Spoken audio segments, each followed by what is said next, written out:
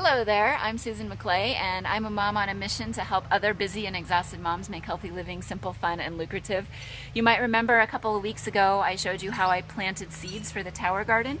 We dropped the seeds into the rock wool growing medium, covered it with vermiculite, and kept water in it for the last couple of weeks, put it out here in the sun. And now we've got some plants that are ready to be transplanted into the tower garden. So the first thing that we did was we labeled our baskets. We got labels with masking tape and Sharpie marker, and we just labeled that, and then we plopped each square of rock wool, each plant, into the basket. It's really important to push the rock wool all the way to the base of the basket so that when it's in the tower garden it's getting hit by the showering water. And then the next thing that we did was we organized and planned how we wanted this, how we wanted our plants to go into the tower garden. So we organized the tower garden. So if we take a look over here at the garden, you can see that I already have a few plants. Can you see the garden? Mm-hmm. We've already have a few plants that are very large. This is a zucchini plant. We've got a parsley plant. So what I try to do is on the bottom, I put the plants that are going to vine out. So can you please step back and take a picture of the whole garden? So down here, it's going to vine out onto the ground. Are you watching? And then we try to do some of our bigger plants, like the peas and the tomatoes, go in this area here.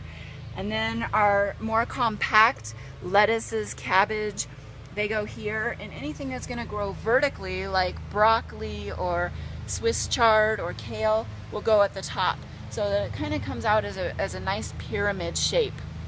So the next thing that I did was I loosened the top, I loosened the insides of the tower garden. So there are 2 steel rods inside the tower garden, and I just took the ring nuts off and loosened it so that I could pull these segments apart just a little bit. So there's some gaps here, and that makes it easy for me to just drop in a plant. So Clara, will you bring me one of the plants from the top, please?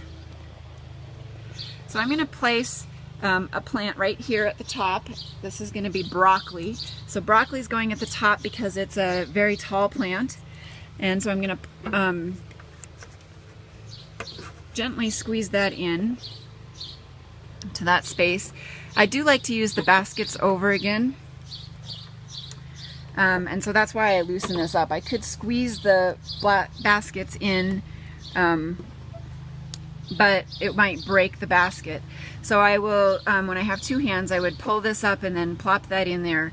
And the only other point I want to make is that all of the other places that I'm not ready to plant yet, they do need to be covered over so that light cannot get in. And once I get everything planted that I want to for today, I will push everything securely together with no gaps in the system, and I'll screw those wing nuts back down real tightly, just by hand, no tools required.